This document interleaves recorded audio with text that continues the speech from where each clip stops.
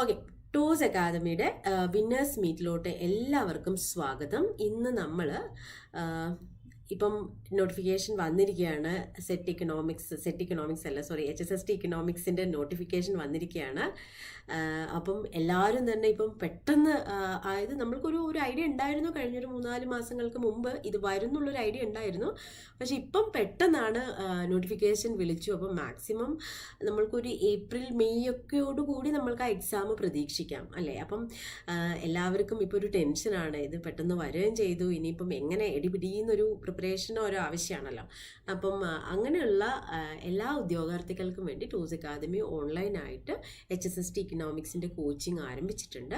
അപ്പോൾ ജാനുവരി ബാച്ച് ഇന്ന് മുതലാണ് തുടങ്ങുന്നത്. അപ്പം ആ പുതിയ കുട്ടികളെ കൂടെ ലിങ്ക് അയച്ചിട്ടുണ്ട് ജോയിൻ ചെയ്യാനായിട്ട്.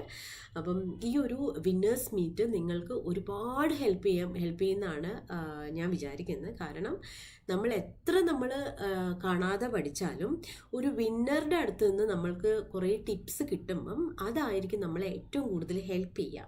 അപ്പോൾ അങ്ങനെ നിങ്ങളെ ഹെൽപ്പ് ചെയ്യാനായിട്ട് നമ്മളുടെ കോച്ചിങ്ങിൽ കഴിഞ്ഞ HSST ഇക്കണോമിക്സ് ജൂനിയർ ഇതിൽ കോച്ചിങ് എടുത്ത് വിന്നറായിട്ടുള്ള രഞ്ജിത സാബു ഇന്ന് നമ്മളുടെ ഒപ്പം ഇവിടെ ജോയിൻ ചെയ്തിട്ടുണ്ട്.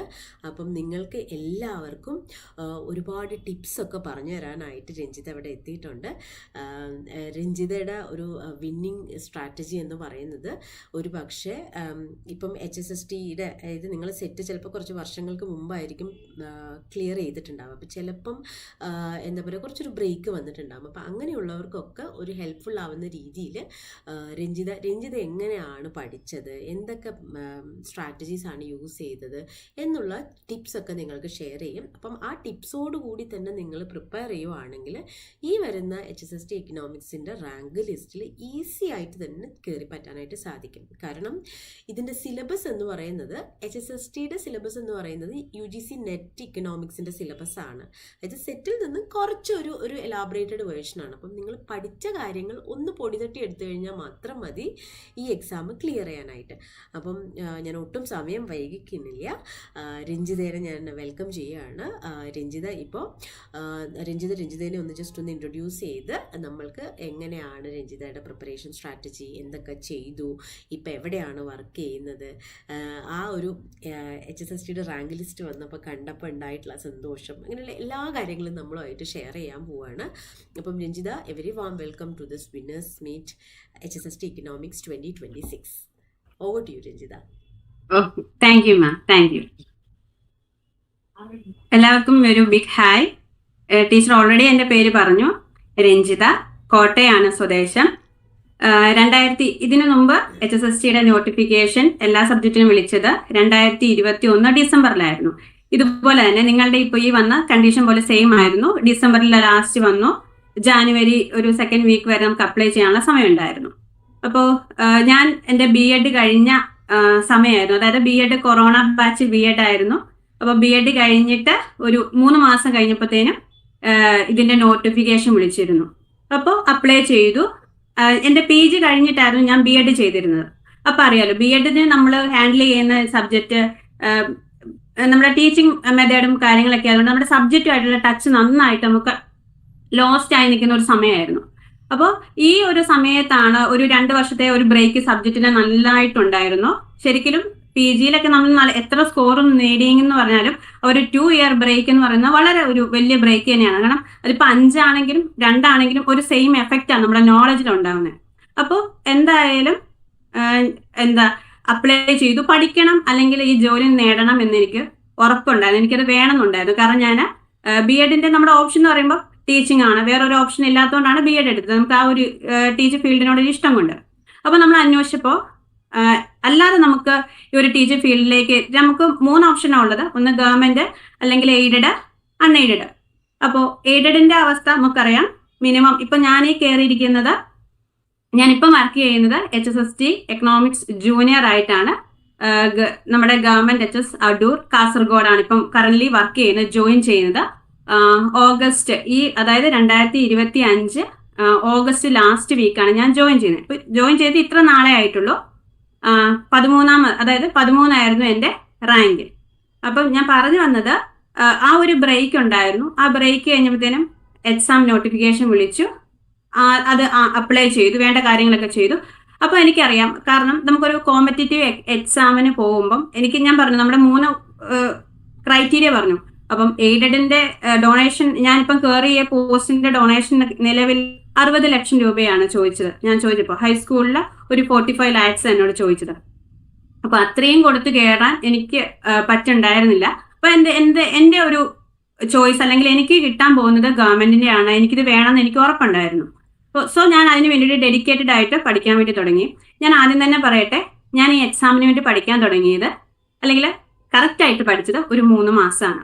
3 മാസം എന്ന് ഞാൻ പറഞ്ഞത് 3 മാസം റെഗുലർ ആയിട്ട് മോർണിംഗ് തൊട്ട് നൈറ്റ് വരെ എൻ്റെ റൊട്ടീൻ എന്ന് പറയുന്നത് പഠനം മാത്രമായിരുന്നു. അപ്പൊ ഇനിയിപ്പോ പഠിക്കാൻ തുടങ്ങാത്ത കുട്ടികൾക്ക് വേണ്ടിയിട്ടാണ് ഞാൻ പറയുന്നത്. സമയമുണ്ട്, ഒരുപാട് സമയമുണ്ട്. എൻ്റെ എക്സ്പീരിയൻസിൽ നിന്ന് പറയുകയാണ്, നന്നായിട്ട് പഠിക്കണമെന്ന് അല്ലെങ്കിൽ നേടണമെന്ന് വിചാരിച്ചാൽ അതിനുള്ള സമയം നമുക്കുണ്ട്. ഇപ്പം വീട്ടിലെ ഓരോരുത്തരുടെ സിറ്റുവേഷൻസ് എനിക്ക് അറിയില്ല, അതിനനുസരിച്ച് നമ്മൾ എന്തായാലും ഷെഡ്യൂൾ ചെയ്യണം, നമ്മുടെ ടൈം ഷെഡ്യൂൾ ചെയ്യണം.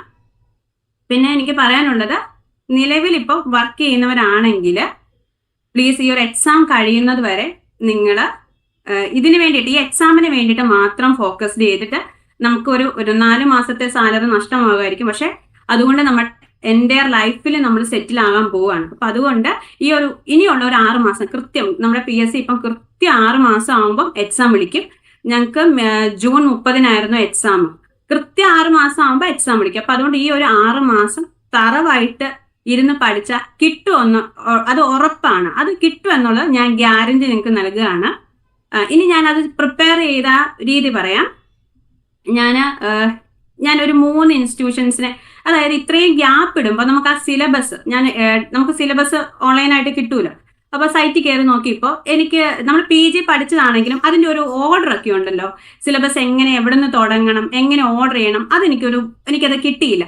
അത് ഞാൻ എന്നാൽ തന്നെ നമ്മുടെ മെറ്റീരിയൽസ് PG വെച്ചിട്ട് പഠിക്കാമെന്ന് വിചാരിച്ചിരുന്നു. പക്ഷെ എനിക്കത് ഹാൻഡിൽ ചെയ്യാൻ പറ്റില്ല, ആ ഒരു സ്പീഡ് എനിക്ക് കിട്ടിയില്ല. അപ്പൊ ഞാൻ എന്ത് ചെയ്തു, ഒരു 3 ഇൻസ്റ്റിറ്റ്യൂഷൻസിന്റെ ഒരു മോക്ക് ക്ലാസ്സുകൾ അറ്റൻഡ് ചെയ്തു. അങ്ങനെ മോക്ക് ക്ലാസ്സുകളിൽ നിന്ന് ഞാൻ ഇവിടെയാണ് പഠിച്ചത്, ടോസിലാണ് ഞാൻ ജോയിൻ ചെയ്തത് ലാസ്റ്റ്. അപ്പം മിസ്സാണ് ഞങ്ങൾക്ക് ക്ലാസ്സുകൾ എടുത്തുകൊണ്ടിരുന്നത്. അപ്പോൾ ഓരോ ടോപ്പിക്കായിട്ട്, അപ്പൊ നിങ്ങൾ ആദ്യം ചെയ്യേണ്ടത് നമ്മളുടെ സിലബസ് ഡൗൺലോഡ് ചെയ്ത് പ്രിന്റ് എടുത്ത് കൈവയ്ക്കുക. നോ യുവർ സിലബസ് നന്നായിട്ട് അറിഞ്ഞിരിക്കണം.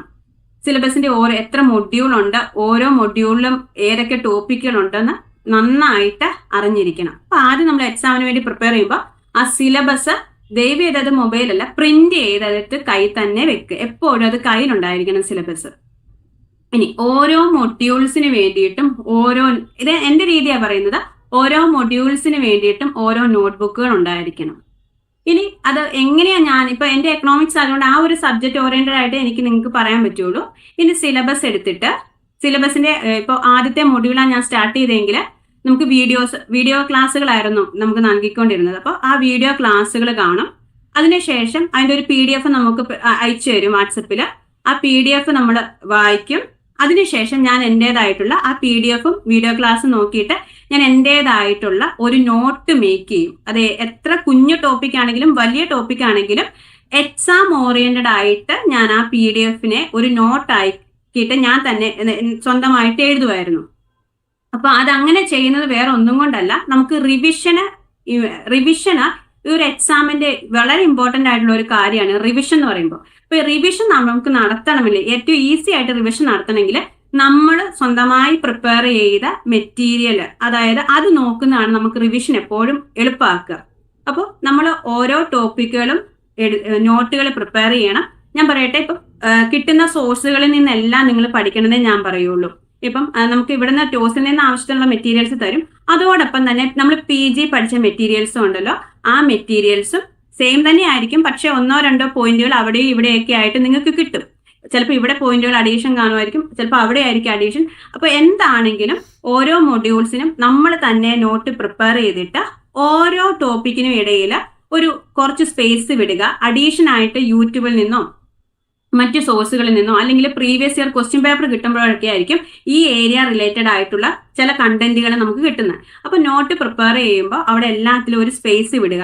എവിടുന്നൊക്കെ ആ ടോപ്പിക്കിന്റെ ക്വസ്റ്റ്യൻസോ അല്ലെങ്കിൽ അതുമായി ബന്ധപ്പെട്ട കാര്യങ്ങൾ കിട്ടുന്നു, അതൊക്കെ ആഡ് ഓൺ ചെയ്യാൻ വേണ്ടിയിട്ട് ഓരോ പേജിൽ അല്ലെങ്കിൽ ഓരോ ടോപ്പിക്കിന് അവിടെ നിങ്ങൾ കുറച്ച് സ്പേസ് ഇടുക. അങ്ങനെ മൊഡ്യൂൾസ് കവർ ചെയ്യുക.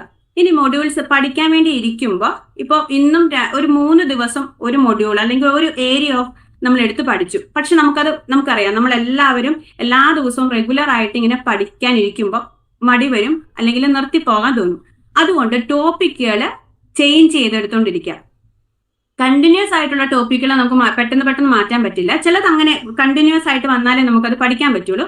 അല്ലാതെ ഇപ്പം എക്കണോമിക്സിനാണെങ്കിൽ മൈക്രോ ഉണ്ട്, മാക്രോ ഉണ്ട്, ഇന്ത്യൻ എക്കോണമി ഉണ്ട്. അപ്പൊ നമ്മൾ ഓരോ വിഷയം അടുക്കുന്നതനുസരിച്ച് പുതിയൊരു ടോപ്പിക്ക് എടുക്കുക. അപ്പൊ ഓരോ വിഷയവും നമ്മൾ പല ബുക്കിൽ എഴുതുന്നതുകൊണ്ട് ആ കണ്ടിന്യൂഷന്റെ പ്രശ്നം വരുന്നില്ല. അപ്പൊ മടുക്കാതെ നമ്മളുടെ ആ പഠിക്കാനുള്ള ആ ഇത് മാറിപ്പോകാതിരിക്കാൻ വേണ്ടിയിട്ട് ടോപ്പിക്കുകളെ ചേഞ്ച് ചെയ്തുകൊണ്ടിരിക്കുക. അപ്പൊ നമുക്ക് ഒരേ രീതിയിൽ തന്നെ മൊഡ്യൂൾ 1ഉം 2ഉം 3ഉം ഇങ്ങനെ ഒരുമിച്ച് തന്നെ നമുക്ക് പഠിച്ചുകൊണ്ട് വരാൻ വേണ്ടി പറ്റും. അല്ലെങ്കിൽ ഈ സ്റ്റാർട്ടിങ് മുതൽ എൻഡ് വരെ നോക്കിക്കൊണ്ടിരുന്ന ബുദ്ധിമുട്ടാവും. അപ്പം നമ്മൾ ഓരോ മൊഡ്യൂൾസും അങ്ങനെ തന്നെയാണ് ഇവിടെ ക്ലാസ്സുകൾ നൽകുന്നത്. അങ്ങനെ തന്നെയാണ് മൈക്രോയും ഈ ആഴ്ച മൈക്രോ ആണെങ്കിൽ മാക്രോ, ഇന്ത്യൻ എക്കോണമി ഒക്കെ ചേഞ്ച് ചെയ്തിട്ടാണ് തരുന്നത്. അപ്പൊ അതേ രീതിയിൽ തന്നെ എന്ത് ചെയ്യുക, നമ്മൾ നോട്ടും പ്രിപ്പയർ ചെയ്യുക, പിന്നെ ആഴ്ചകളിൽ റിവിഷൻ ചെയ്യുക. നിർബന്ധമായിട്ടും ആദ്യത്തെ 1 മാസം പഠിക്കാൻ സ്റ്റാർട്ട് ചെയ്തിട്ട് ആദ്യത്തെ 1 മാസം എല്ലാ ആഴ്ചയിലും റിവിഷൻ ചെയ്യണം. ആദ്യത്തെ ആഴ്ചയിലൊക്കെ റിവിഷൻ ചെയ്യുമ്പോൾ നമ്മളുടെ നോട്ട് നീങ്ങത്തില്ല എന്ന് വെച്ചാൽ നമുക്ക് ആ ആഴ്ച പഠിച്ച കാര്യങ്ങൾ റിവിഷൻ ചെയ്യാനുള്ള സമയം നമുക്ക് തികയാത്ത പോലും തോന്നും. അപ്പൊ നമ്മൾ ഓർക്ക് എന്തുകൊണ്ടാണ് എനിക്കിങ്ങനെ സംഭവിക്കുന്നതെന്ന്. പക്ഷെ അങ്ങനെയല്ല. ഒരു 2 റിവിഷൻ നിങ്ങൾ കഴിഞ്ഞെങ്കിൽ ഒരേ ഏരിയ ഒരു 2 ആഴ്ച കഴിയുമ്പോൾ 3ാമത്തെ ആഴ്ച തൊട്ട് നിങ്ങൾ ആദ്യം എഴുതിയ പഠിച്ച നോട്ടുകൾ ഉണ്ടായിരിക്കുമല്ലോ, അത് നിങ്ങൾക്ക് ജസ്റ്റ് ഇങ്ങനെ ലീഫ് മറിച്ച് വിട്ടാൽ മതി. അപ്പം റിവിഷൻ എന്ന് പറയുമ്പോൾ വളരെ ഇമ്പോർട്ടന്റ് ആണ്. എല്ലാ ആഴ്ചയിലും ഒരു ദിവസം നിങ്ങൾ റിവിഷന് വേണ്ടിയിട്ട് മാറ്റി വെക്കണം. ഞാൻ അങ്ങനെയാ ചെയ്തത്. റിവിഷന് വേണ്ടിയിട്ട് നിർബന്ധമായിട്ടും ഒരു ദിവസം അത് മാറ്റി വെക്കണം. ഇനി അതിനുശേഷം വീക്ക്ലി ടെസ്റ്റുകൾ ഇവിടെ കണ്ടക്ട് ചെയ്യും. അതിനു വേണ്ടിയിട്ട് നമ്മൾ ഇവിടെ കണ്ടക്ട് ചെയ്യുന്ന എക്സാമും അതുപോലെ തന്നെ ഞാൻ പ്രീവിയസ് ഇയർ, നമുക്ക് ഈ PSCD ആയതുകൊണ്ട് ഒരുപാട് പ്രീവിയസ് ഇയർ ക്വസ്റ്റ്യൻ പേപ്പർ ഒന്നും ഈ ഒരു രീതിയിലുള്ളതില്ല. അതുപോലെ തന്നെ ഓരോ വർഷം കഴിയും തോറും എക്സാമിന്റെ പാറ്റേൺ മാറിക്കൊണ്ടിരിക്കുക.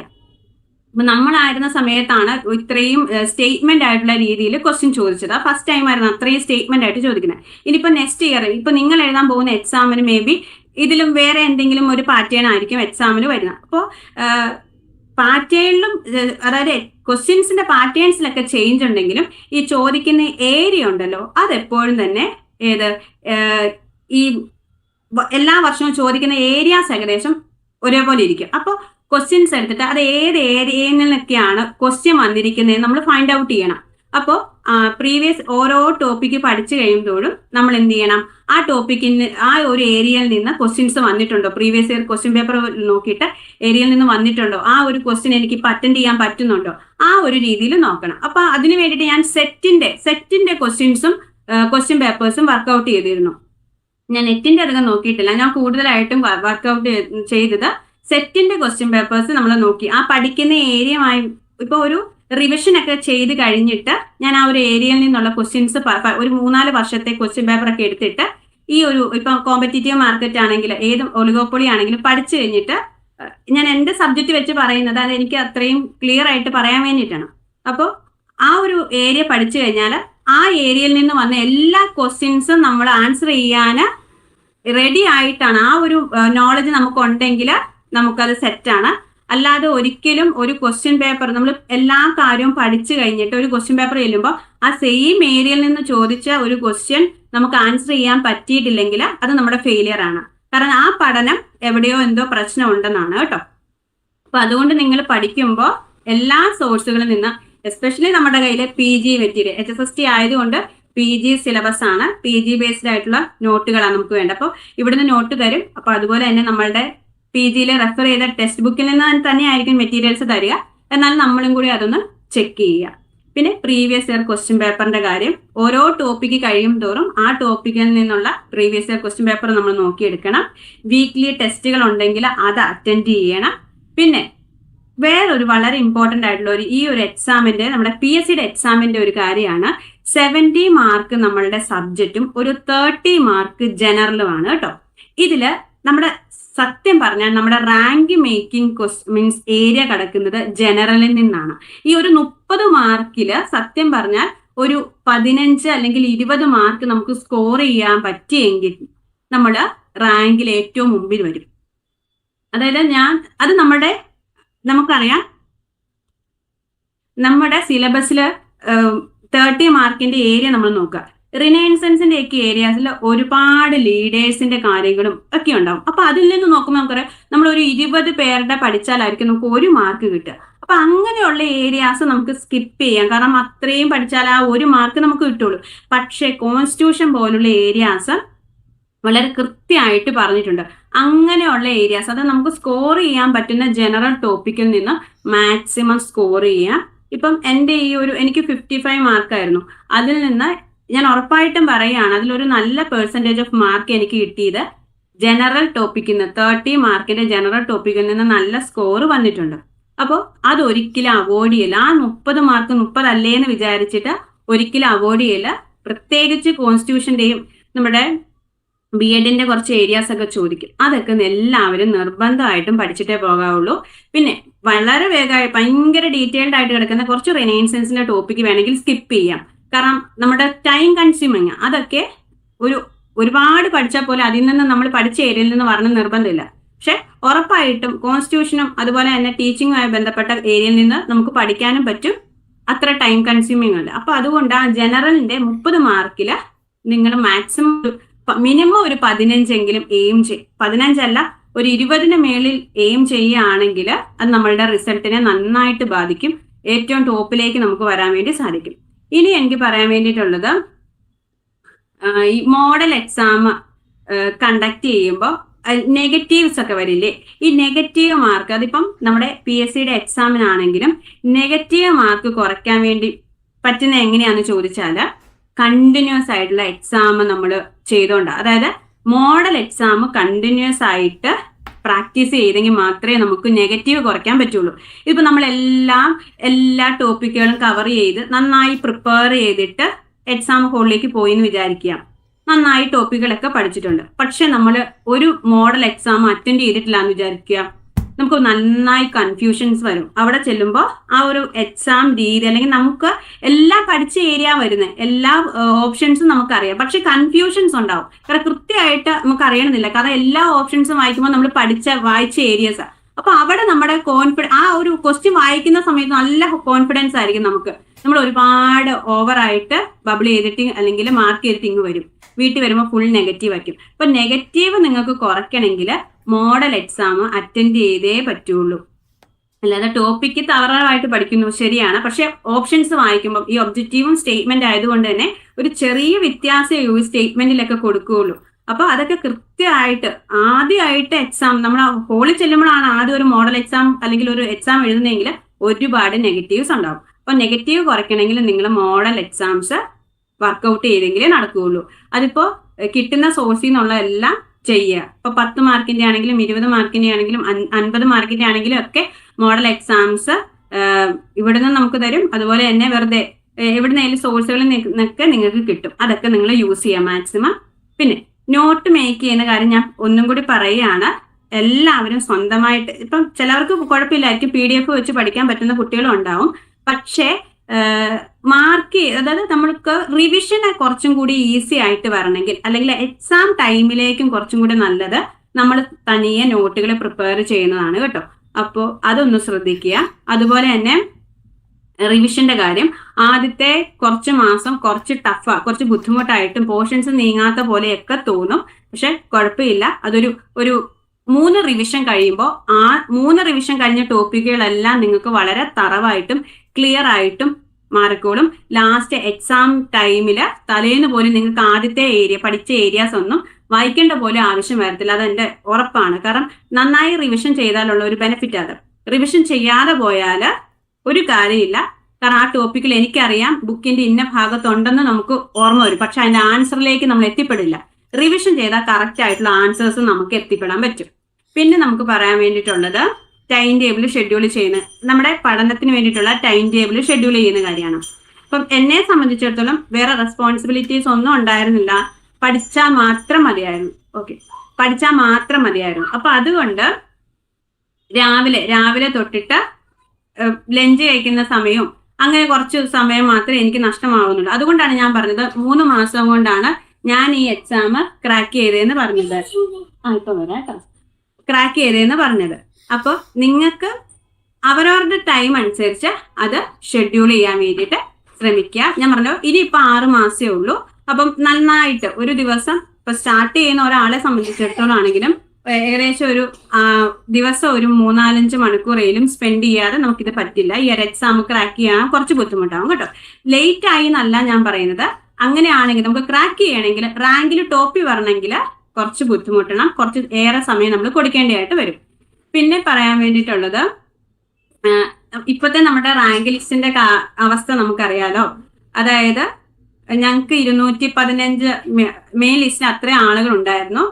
ഇതിന് മുമ്പത്തെ ലിസ്റ്റ് ഞാൻ കയറുന്നതിന് മുമ്പുള്ള ആ ലിസ്റ്റിൽ ഏകദേശം 176 ഓപ്പൺ മെറിറ്റിൽ നിന്ന് 176 പേരെ ഏകദേശം വിളിച്ചതാണ്. ഈ തവണ ഇപ്പൊ 2 വർഷമാകുന്നു നമ്മുടെ ലിസ്റ്റ് വന്നിട്ട് ഏകദേശം 54 പേരെ വിളിച്ചിട്ടു.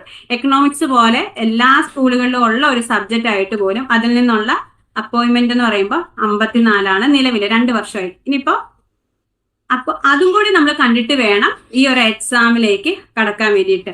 ഇതിലേക്ക് നിങ്ങൾ അതായത് നിങ്ങൾ ഈ എക്സാമിലേക്ക് പഠിക്കാൻ റെഡി ആയിട്ട് നിൽക്കുകയാണെങ്കിൽ നന്നായിട്ട് പ്രിപ്പയർ ചെയ്യേണ്ട ആവശ്യമുണ്ട്. അതുപോലെ തന്നെ റാങ്ക് 50 അതെന്ന് വെച്ചാൽ 50 അങ്ങോട്ടുള്ള ഒരു റാങ്ക് നിങ്ങൾ പ്രതീക്ഷിച്ച് വേണം പഠിക്കാനിരിക്കുക.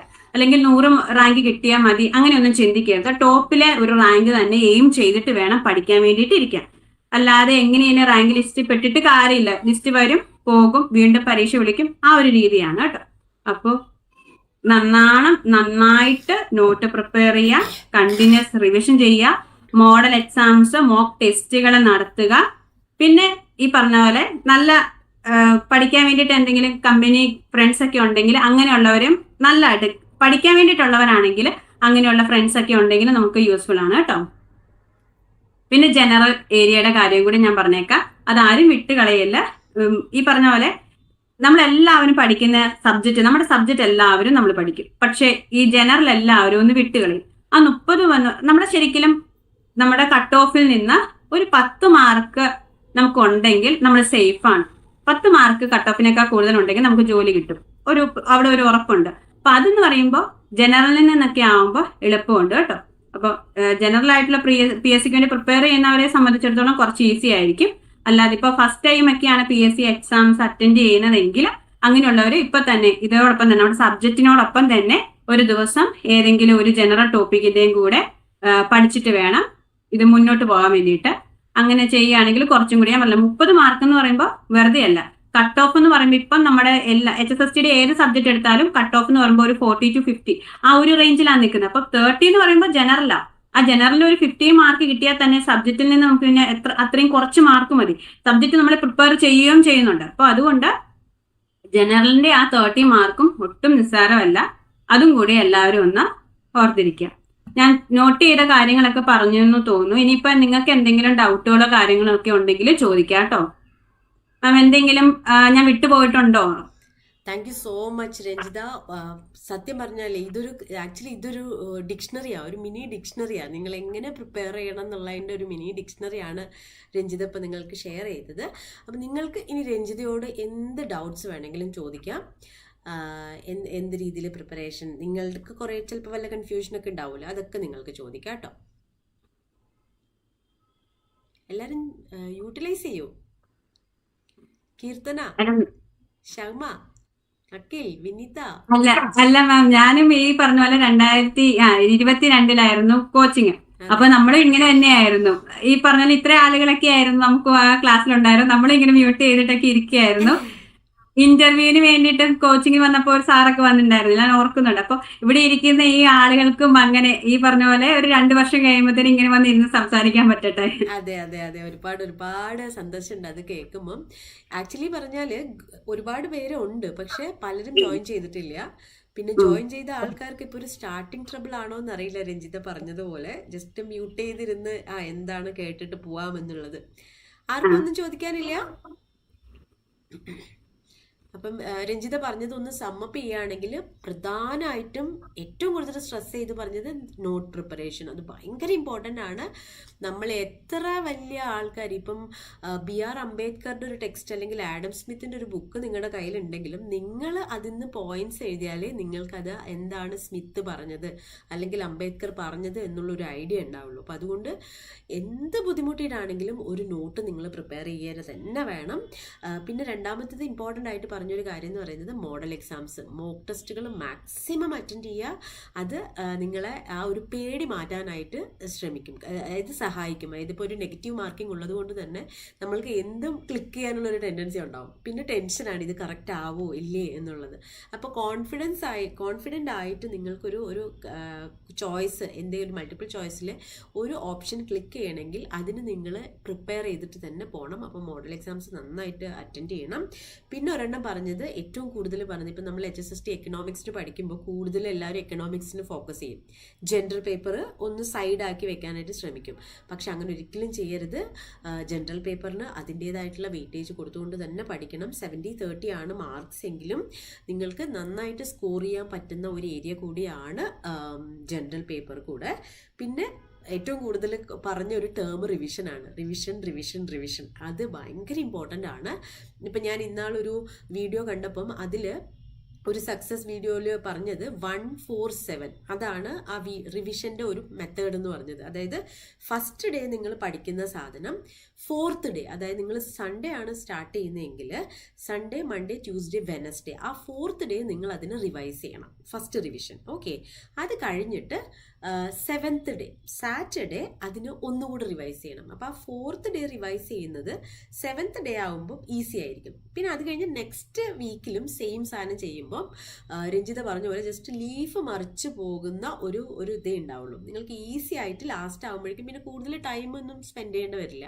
ഇന്ന കാര്യങ്ങൾ, ഇൻകം ഇഫക്റ്റ് ഇതാണ്, സബ്സ്റ്റിറ്റ്യൂഷൻ ഇഫക്റ്റ് ഇതാണ്, പെർഫെക്റ്റ് കോമ്പറ്റീഷൻ ഇതാണ്, ഒലിഗോപ്പൊളി ഇതാണ്, അതായത് ആ ഒരു രീതിക്ക് നിങ്ങൾക്ക് റിവൈസ് ചെയ്യാനായിട്ട് ഹെൽപ്പ് ചെയ്യും. അപ്പം ഈ 147 എന്ന് പറഞ്ഞൊരു ഫോർമുല നിങ്ങൾ ഒന്ന് നോക്കുക കേട്ടോ. First day 4th day first revision, 7th day second revision, അങ്ങനെ നോക്കുകയാണെങ്കിൽ നിങ്ങൾക്ക് ഈസി ആയിട്ട് കാര്യങ്ങൾ മനസ്സിലാക്കാനായിട്ട് പറ്റും. പിന്നെ ഒരിക്കലും ബൈ ഹാർട്ട് ചെയ്യരുത്. അത് കോൺസെപ്റ്റ് മനസ്സിലാക്കിയിട്ട് പഠിക്കാനായിട്ട് ശ്രമിക്കുക. കാരണം നമ്മൾ ചിലപ്പോൾ ബൈ ഹാർട്ട് ചെയ്ത് കഴിഞ്ഞാൽ, ഇപ്പം രഞ്ജിത പറഞ്ഞല്ലോ കഴിഞ്ഞ തവണ ഫുള്ള് സ്റ്റേറ്റ്മെൻറ്റ് ടൈപ്പ് ക്വസ്റ്റ്യൻസ് ആയിരുന്നെന്ന്, ചിലപ്പോൾ ഇത്തവണ അസേർഷൻ റീസണിങ് ആയിരിക്കാം, അല്ലെങ്കിൽ ട്രൂ ഓർ ഫോൾസ് ആയിരിക്കാം. അപ്പം നമ്മൾ ബൈ ഹാർട്ട് ചെയ്ത് കഴിഞ്ഞാൽ നമ്മൾ അപ്പുറവും ഇപ്പുറവും ഒന്നും പഠിക്കുന്നില്ല. അപ്പോൾ ഒലിഗോപൊളി അല്ലെങ്കിൽ കിൻഡ് ഡിമാൻഡ് കർവ് എന്താണെന്ന് നോക്കുമ്പം അതിൽ 2 കേസ് വരുന്നുണ്ട്, പ്രൈസ് ഇലാസ്റ്റിക് ആൻഡ് ഇൻഇലാസ്റ്റിക്. അത് നമ്മൾ കാണാപാഠം പഠിച്ചു കഴിയുമ്പോൾ above king in elastic, below king in elastic, അങ്ങനെ പഠിച്ചു കഴിഞ്ഞാൽ നമുക്ക് ഒന്നും മനസ്സിലാവില്ല.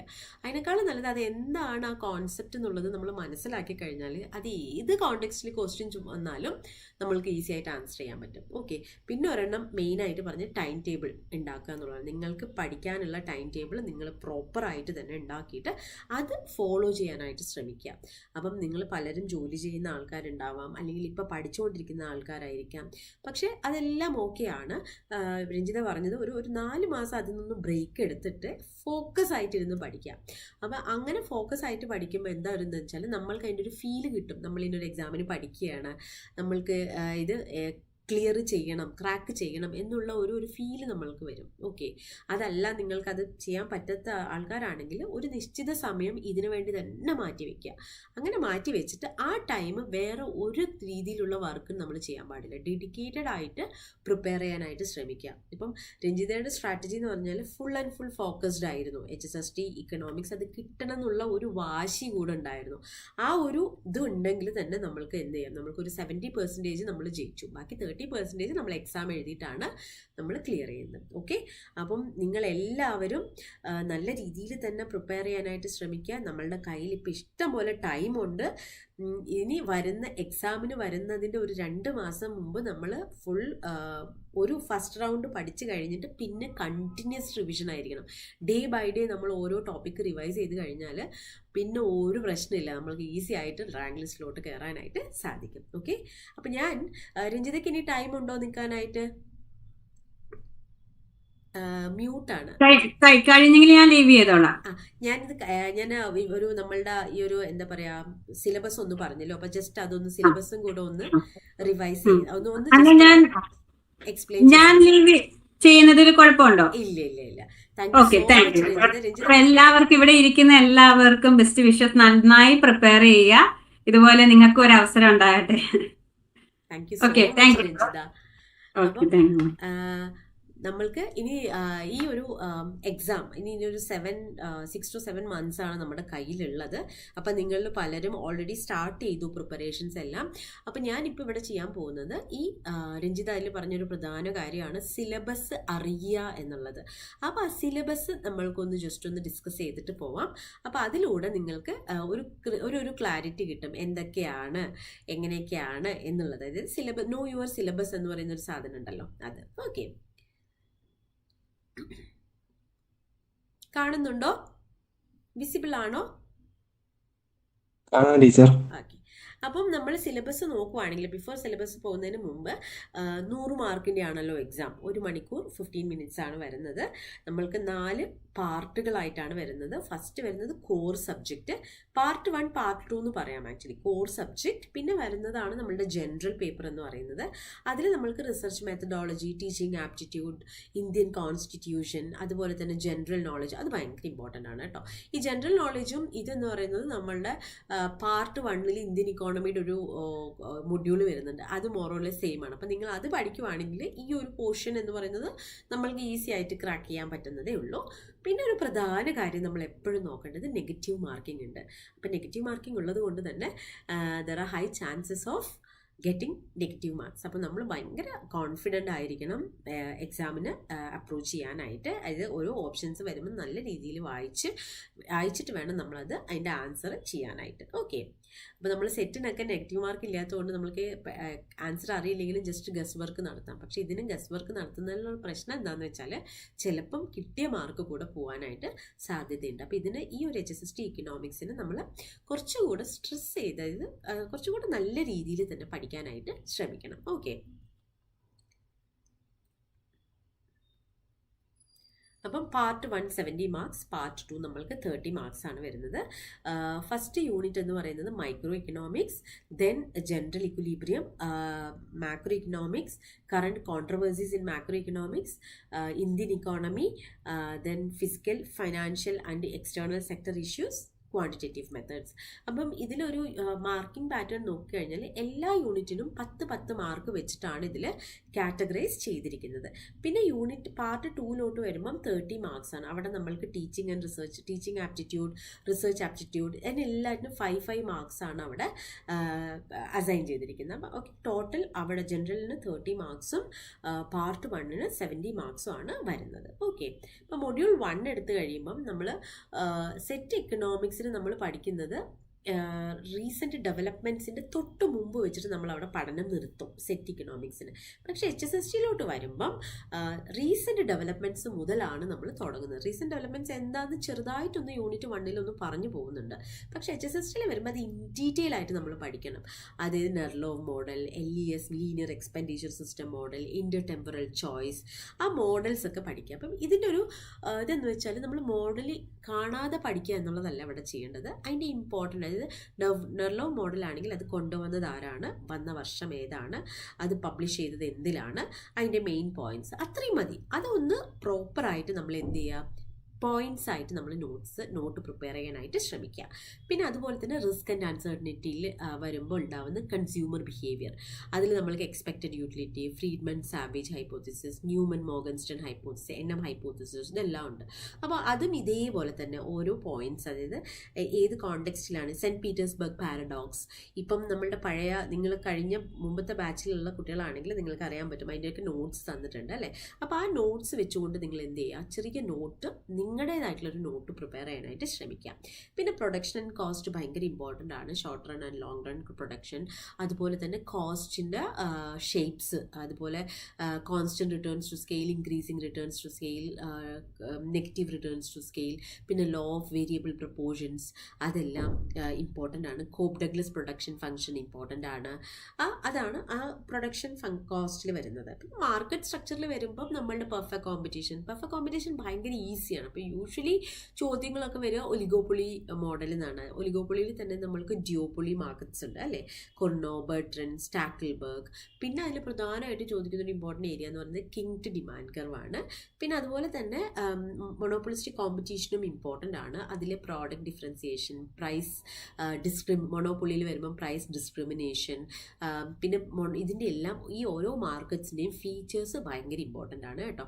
അതുപോലെ തന്നെ ഇത് എന്തുകൊണ്ടാണ് ഈ ഒരു മൊണോപ്പൊളിയിൽ വരുമ്പം അവരുടെ പ്രോഫിറ്റ് മാക്സിമൈസേഷൻ എങ്ങനെയാണ്, അവരുടെ ഷട്ട് ഡൗൺ പോയിന്റ് എന്താണ്, അങ്ങനെയുള്ള കാര്യങ്ങളൊക്കെ ഇമ്പോർട്ടൻ്റ് ആണ്. പിന്നെ ഗെയിം തിയറിയിലോട്ട് വരുമ്പോൾ നമ്മളുടെ അതായത് നമ്മളെപ്പോഴും പഠിക്കുന്ന കേട്ടുകൊണ്ടിരിക്കുന്ന പ്രിസണേഴ്സ് ഡൈലിമ, അത് ഇമ്പോർട്ടൻ്റ് ആണ്. നാഷ് ഇക്വിലിബ്രിയം ഭയങ്കര ഇമ്പോർട്ടൻ്റ് ആണ്. അപ്പം ഇതിനൊക്കെ നമ്മൾക്ക് സിറ്റുവേഷൻ തന്നിട്ട് നമ്മളോട് ആൻസർ പറയാനാണ് പറയാറ്. പിന്നെ ലാസ്റ്റ് വരുന്ന asymmetric information, market four lemon, ഇത് ഇൻഫർമേഷൻ ഇക്കണോമിക്സ്, അത് ഭയങ്കര ഇമ്പോർട്ടൻ്റ് ആണ്. അപ്പം നമ്മൾ മൈക്രോ ഇക്കണോമിക്സ് എന്ന് പറയുമ്പോൾ നമ്മൾ ഓൾമോസ്റ്റ് എല്ലാം നമ്മൾ PGയുടെ സിലബസിൽ കവർ ചെയ്യുന്ന പോർഷൻസ് ആണ്. അപ്പം നിങ്ങൾ രഞ്ജിത പറഞ്ഞതുപോലെ തന്നെ PGയുടെ നോട്ട്സ്, നിങ്ങളുടെ ലെക്ചർ നോട്ട്സ് എന്ന് പറയുന്നത് ഭയങ്കര ഇമ്പോർട്ടൻ്റ് ആണ്. അതും കൂടെ അടുത്ത് വെച്ചുകൊണ്ട് ഇത് നമ്മൾ തരുന്ന നോട്ട്സിൽ ഇല്ലാത്ത പോയിന്റ്സ് അതിലുണ്ടെങ്കിൽ അതുകൂടെ ഇൻക്ലൂഡ് ചെയ്യാനായിട്ട് ശ്രമിക്കണം. ഓക്കെ, ഇനി സെക്കൻഡ് യൂണിറ്റിലോട്ട് വരുമ്പം general equilibrium and welfare economics ആണ്. ഇതും actually a part of micro economics തന്നെയാണ്. ഇതിൽ partial and general equilibrium, Walrasian general equilibrium, അതുപോലെ തന്നെ അതിലാണ് ഈ 2x2x2 മോഡൽസ് വരുന്നത്. പിന്നെ പ്രധാനമായിട്ടും വരുന്നത് നമ്മുടെ വെൽഫെയർ ഇക്കണോമിക്സ്, അവിടെ പാരറ്റോ ഒപ്റ്റിമാലിറ്റി, അത് ഭയങ്കര ഇമ്പോർട്ടൻ്റ് ആണ്. ക്രൈറ്റീരിയ ഫോർ സോഷ്യൽ വെൽഫെയർ എന്ന് പറഞ്ഞിട്ട് കുറേ ക്രൈറ്റീരിയ ഉണ്ടല്ലോ, Bentham criteria, Pareto optimality, Kaldor Hicks criteria, theory of second best, Scitovsky Pareto criteria, social welfare function, Arrow's impossibility theorem, ഇതെല്ലാം ഭയങ്കര ഇമ്പോർട്ടൻ്റ് ആട്ടോ. പിന്നെ അതുപോലെ തന്നെ റോൾസ് ഇൻ ജസ്റ്റിസ്, ഇതെന്ന് വെച്ചാൽ നമ്മൾ ഈ ഓരോ ക്രൈറ്റീരിയ എന്ന് പറയുന്നത് ഇത് ആക്ച്വലി ഒരു സ്റ്റോറി കണക്ട് ചെയ്ത് പഠിക്കുവാണെങ്കിൽ ഭയങ്കര ഈസി ആയിട്ട് നമുക്ക് പഠിക്കാൻ പറ്റുന്ന ഒരു ഏരിയ ആണ് ഈ വെൽഫെയർ ഇക്കണോമിക്സ് എന്ന് പറയുന്നത്. പിന്നെ managerial and behavioural theories of the firm, അതായത് ബോംബോൾ സെയിൽസ് മാക്സിമൈസേഷൻ എന്നൊക്കെ പറഞ്ഞിട്ടുള്ള കുറേ നല്ല ഈസി ആയിട്ടുള്ള കുറേ തിയറീസ് ഉണ്ട്. ആ തിയറീസ് എല്ലാം നമ്മൾ പഠിക്കണം. പിന്നെ അതുപോലെ തന്നെ ഈ behavioural theories of marginalist revolution, neoclassical revolution എന്നൊക്കെ പറഞ്ഞ് കുറേ നോട്ട്സ് ഞാൻ ലാസ്റ്റ് യൂണിറ്റ് 2 തന്നിട്ടുണ്ട്. അതെല്ലാം ഇമ്പോർട്ടൻ്റ് ആയിട്ട് തന്നെ നോക്കണം. Even though it's part of micro economics is considered as a separate module. അതുകൊണ്ട് തന്നെ ഈ ഒരു യൂണിറ്റിൽ നിന്നും നമ്മൾക്ക് 10 മാർക്സ് ആണ് വരാനായിട്ട് സാധ്യതയുള്ളത്. ഓക്കെ, ഇനി യൂണിറ്റ് 3 മൊഡ്യൂൾ 3 വരുമ്പോൾ മാക്രോ ഇക്കണോമിക്സ് ആണ്. അതിൽ നമ്മളുടെ ഈസി ആയിട്ടുള്ള കൺസംഷൻ തിയറീസ് ആണ്.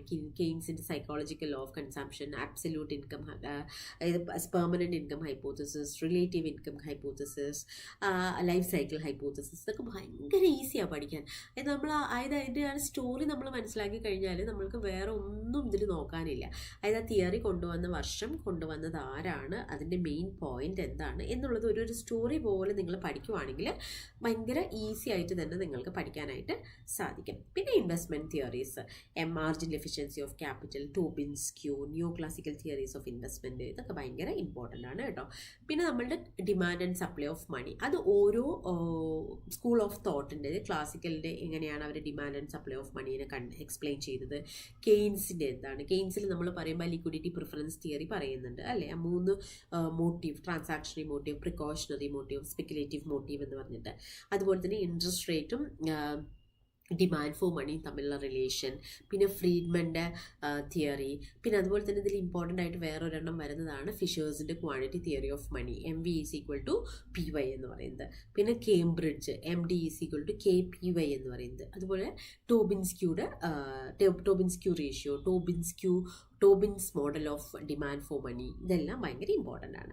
പിന്നെ അടുത്തത് അതിലും ഈസി ആയിട്ടുള്ളൊരു ടോപ്പിക്കാണ് ISLM framework, investment saving, liquidity preference and money supply framework എന്ന് പറയുന്നത്. അപ്പോൾ അത് goods market equilibrium, money market ഇക്വിലിബ്രിയത്തിനെ കുറിച്ചാണ് പറയുന്നത്. Which shows the relationship between interest rate and the income. അപ്പം അതിൽ തന്നെ മെയിനായിട്ട് നോക്കേണ്ടത് എന്താണ് IS കർവ് കാണിക്കുന്നത്. IS കർവിൻ്റെ മൂവ്മെൻറ്റ്, അതായത് ഇൻട്രസ്റ്റ് റേറ്റ് മാറുമ്പോഴാണ് IS കർവിൽ ഒരു മൂവ്മെൻറ്റ് ഉണ്ടാവുന്നത്. ഇൻട്രസ്റ്റ് ഇൻട്രസ്റ്റ് റേറ്റ് അല്ലാതെ ഇൻകത്തിൽ എന്തെങ്കിലും change due to government expenditure അല്ലെങ്കിൽ കൺസംഷൻ എക്സ്പെൻഡിച്ചർ വരികയാണെങ്കിൽ IS curve either goes upward or downward. അങ്ങനെയുള്ള കാര്യങ്ങൾ, അതുപോലെ തന്നെ ഇലാസ്റ്റിസിറ്റി ഓഫ് IS കർവ്, ഇതെല്ലാം ഭയങ്കര ഇമ്പോർട്ടൻ്റ് ആണ്. പിന്നെ ഇൻഫ്ലേഷൻ, ഫിലിപ്സ് കർവ് ഭയങ്കര ഈസിയാണ്. ഇത് ഇൻഫ്ലേഷനും അൺഎംപ്ലോയ്മെൻറ്റും തമ്മിലുള്ള റിലേഷൻ കാണിക്കുന്നതാണ്. അത് നന്നായിട്ടൊന്ന് നോക്കണം. പിന്നെ ഓപ്പൺ ഇക്കോണമി മോഡൽ എന്ന് പറയുന്നത് നമ്മളുടെ ISLM ഇൻ ഓപ്പൺ ഇക്കോണമിയാണ്, മെൻഡൽ ഫ്ലെമിംഗ് മോഡൽ എന്ന് പറയുന്നത്. അതിലൊരു 3-4 സിറ്റുവേഷൻ നമ്മൾ പറയുന്നുണ്ട്. Perfect capital mobility, imperfect capital mobility, അത് ഫിക്സ്ഡ് എക്സ്ചേഞ്ച് റേറ്റ് സിസ്റ്റത്തിൽ, ഫ്ലോട്ടിംഗ് എക്സ്ചേഞ്ച് റേറ്റ് സിസ്റ്റത്തിൽ, അങ്ങനെയുള്ള കാര്യങ്ങളൊക്കെ. അപ്പോൾ അതൊക്കെ ഒന്ന് ജസ്റ്റ് ഒന്ന് നോക്കി വെക്കാനായിട്ട് ശ്രമിക്കാം. ഓക്കെ. പിന്നെ 4th വരുമ്പോൾ നമ്മൾ current controversies in macro economics ആണ്. അതിൽ നമ്മളുടെ കെയ്ൻസിൻ്റെ കെയ്നേഷ്യൻ കൗണ്ടർ റെവല്യൂഷൻ, പിന്നെ അതുപോലെ തന്നെ ന്യൂ ക്ലാസിക്കൽ, അതായത് ഇത് ആക്ച്വലി പറഞ്ഞാൽ നമ്മളുടെ സെറ്റ് ഇക്കണോമിക്സിൽ യൂണിറ്റ് 4, ഇത് മാക്രോ ഇക്കണോമിക്സിൻ്റെ സ്കൂൾസ് ഓഫ് തോട്ട്, ഓരോ സ്കൂൾ ഓഫ് തോട്ടും വന്നിരിക്കുന്നതിൻ്റെ ഒരു പാത്ത് നമ്മൾ പഠിക്കുവാണെങ്കിൽ ഈ ഒരു യൂണിറ്റിൽ നിന്ന് ഈസി ആയിട്ട് നമ്മൾക്ക് 10 മാർക്സ് സ്കോർ ചെയ്യാനായിട്ട് സാധിക്കും. ഓക്കെ. അതുപോലെ തന്നെ contemporary macro economic policy debates, ഇത് നമ്മൾ മാൻകീവിൻ്റെ ഒരു മാക്രോ ഇക്കണോമിക്സിൽ ഒരു ചാപ്റ്റർ ഉണ്ട്. അത് നമ്മൾ നോക്കുവാണെങ്കിൽ നമ്മൾക്ക് ഈസി ആയിട്ട് ആ ഒരു കോൺസെപ്റ്റ്, ഒരു 6 ഡിബേറ്റ് ആണ് അതിൽ പറയുന്നത്. ആ ഡിബേറ്റ്സ് അതായത് inflation targeting versus monetary targeting, അതുപോലെ policy by rule versus policy by discretion, ഇങ്ങനെയുള്ള കുറേ ഡിബേറ്റ്സ് ഉണ്ടല്ലോ. അങ്ങനെയുള്ള കാര്യങ്ങൾ അതെല്ലാം നമ്മളുടെ ശില്പ മിസ് ഇതിനുള്ള നോട്ട്സ് എല്ലാം നിങ്ങൾക്ക് തരും കേട്ടോ. പിന്നെ ഇന്ത്യൻ ഇക്കോണമിയിലോട്ട് വരുമ്പം മോർ ദാൻ തിയറി നമ്മൾക്കിവിടെ പ്രാക്ടിക്കൽ അല്ലെങ്കിൽ GK ആണ് ഇമ്പോർട്ടൻ്റ്. അപ്പം ഈ ഒരു പ്ലാനിങ് കമ്മീഷൻ വന്നപ്പം അത് ഓരോ പ്ലാനും നമ്മൾ ഹൈലൈറ്റ് ചെയ്തത് എന്തിനാണ്, ഇപ്പോൾ ഉള്ള കറണ്ട് സിറ്റുവേഷൻ എന്താണ്, അത് എന്തുകൊണ്ടാണ് പ്ലാനിങ് കമ്മീഷൻ പോയി നീതി ആയോഗ് വന്നത്, അതുപോലെ തന്നെ നമ്മളുടെ WTO ഘാട്ട്, പിന്നെ കുറേ എഗ്രിമെൻറ്റ്സ് ഉണ്ടല്ലോ, ഫ്രീ ട്രേഡ് എഗ്രിമെൻറ്റ്സ്, അതെന്തൊക്കെയാണെന്നുള്ളത് നോക്കണം.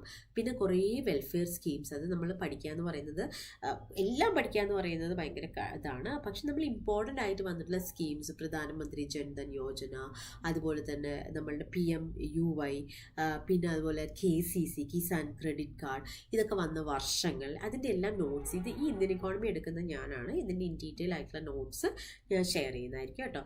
പക്ഷേ എൻ്റെ നോട്ടിനോടൊപ്പം തന്നെ നിങ്ങളും തറോ ആയിട്ടുള്ളൊരു റിസർച്ച് നടത്തേണ്ടതുണ്ട്. ഓക്കെ. ഇനി മൊഡ്യൂൾ 6 വരുമ്പം physical, financial and external sector issues ആണ്. ഇവിടെ മെയിനായിട്ട് നമ്മൾക്ക് ഇതൊരു ബാലൻസ്ഡ് ആണ്, തിയററ്റിക്കൽ വിത്ത് എംപെരിക്കൽ അപ്രോച്ചാണ് നമ്മൾക്കിതിൽ വേണ്ടത്. ഇപ്പോൾ സെൻട്രൽ സ്റ്റേറ്റ് ഫിസിക്കൽ റിലേഷൻ, അപ്പം അതായത് ഏത് സ്റ്റേറ്റിനാണ് കൂടുതൽ ഇത് കിട്ടിയത്, കഴിഞ്ഞ ബഡ്ജറ്റിൽ എത്രയായിരുന്നു, ഇത് more or less kind of A public economics related ആയിട്ടുള്ള ടോപ്പിക്കാണ്. പിന്നെ ഈ ഒരു യൂണിറ്റ് എന്ന് പറയുന്നത് നമ്മളുടെ കഴിഞ്ഞ യൂണിറ്റുമായിട്ട് ഒരു ഇച്ചിരി ഒന്ന് ഇൻ്റർലിങ്ക് ആയിട്ട് കിടക്കുന്ന ഒരു സാധനമാണ്. ഓക്കെ. അപ്പം നിങ്ങൾ ഈ ഇന്ത്യൻ ഇക്കോണമിയും പഠിക്കുവാണെങ്കിൽ ഈ ഒരു യൂണിറ്റ് കൂടെ ഈസി ആയിട്ട് നമ്മൾക്ക് കവർ ചെയ്യാനായിട്ട് സാധിക്കും. ഓക്കെ. പിന്നെ അതുപോലെ തന്നെ നമ്മുടെ financial sector reforms, nationalisation of banks, cooperative movements, ഇതെല്ലാം ഇമ്പോർട്ടൻ്റ് ആയിട്ട് നോക്കണം. ഓക്കെ. സെൻട്രൽ സ്റ്റേറ്റ് റിലേഷൻ, അതുപോലെ തന്നെ വെർട്ടിക്കൽ ആൻഡ് ഹൊറിസോണ്ടൽ ഇംബാലൻസസ്, അതുപോലെ റീജിയണൽ ഡിസ്ട്രിബ്യൂഷൻ ഓഫ് വെൽത്ത്. പിന്നെ ഇത് സിലബസിൽ കൊടുത്തിട്ടില്ല, പക്ഷെ കറൻ്റ്ലി നമ്മൾ ഏറ്റവും കൂടുതൽ ഇപ്പോൾ യൂസ് ചെയ്യുന്നൊരു ടേമാണ് സസ്റ്റൈനബിൾ ഡെവലപ്മെൻറ്റ് ഗോൾസ് എന്ന് പറയുന്നത്. അപ്പോൾ അത് റിലേറ്റഡ് ആയിട്ടുള്ള ക്വസ്റ്റ്യൻസും GKയിൽ വരാനായിട്ട് സാധ്യതയുണ്ട് കേട്ടോ. നമ്മുടെ 17 ഗോൾസ് ഉണ്ടല്ലോ, അത് ഇമ്പോർട്ടൻ്റ് ആയിട്ട് നോക്കി വെക്കണം. പിന്നെ മൊഡ്യൂൾ 7 വരുമ്പം ക്വാണ്ടിറ്റേറ്റീവ് മെത്തേഡ്സ് ആണ്. അത് നമ്മളുടെ QT, അത് ഈസി ആണല്ലോ നമ്മൾക്ക്. അതായത് ഫസ്റ്റത്തെ എന്ന് പറയുന്നത് measures of central tendency and dispersion ആണ്. അത് ഒന്നുമില്ല അതിൽ പഠിക്കാനായിട്ട്. Mean, median, mode, geometric mean, harmonic mean, ഇതിൻ്റെയൊക്കെ ഇക്വേഷൻസ് ഒന്ന് പഠിച്ച് വെക്കുക. അപ്പം അതിൻ്റെ എന്ത് ക്വസ്റ്റ്യൻസ് വരുമ്പോഴും അതിൻ്റെ എന്ത് അസംഷൻസ് വന്നാലും ഈസി ആയിട്ട് ആൻസർ ചെയ്യാൻ പറ്റും. പിന്നെ കോറിലേഷൻ ആൻഡ് റിഗ്രഷൻ എന്ന് പറയുന്നത് അത് അടുത്ത ഈസി ആയിട്ടുള്ളതാണ്. കാൽ പിയേഴ്സൺ കോറിലേഷൻ കോഎഫിഷ്യൻറ്റ് കണ്ടുപിടിക്കുന്നത്.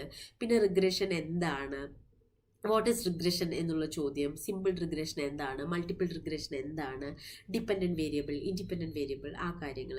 പിന്നെ അടുത്ത പ്രോബബിലിറ്റി തിയറി എന്ന് പറയുന്ന അഡീഷൻ തിയറിയും മൾട്ടിപ്ലിക്കേഷൻ തിയറിയും, അത് രണ്ടെണ്ണം എന്താണെന്ന് നോക്കുക. അതിൻ്റെ രണ്ട് റൂളാണുള്ളത് തിയറിയിൽ, അതെന്താണെന്നൊന്ന് നോക്കി വെക്കുക.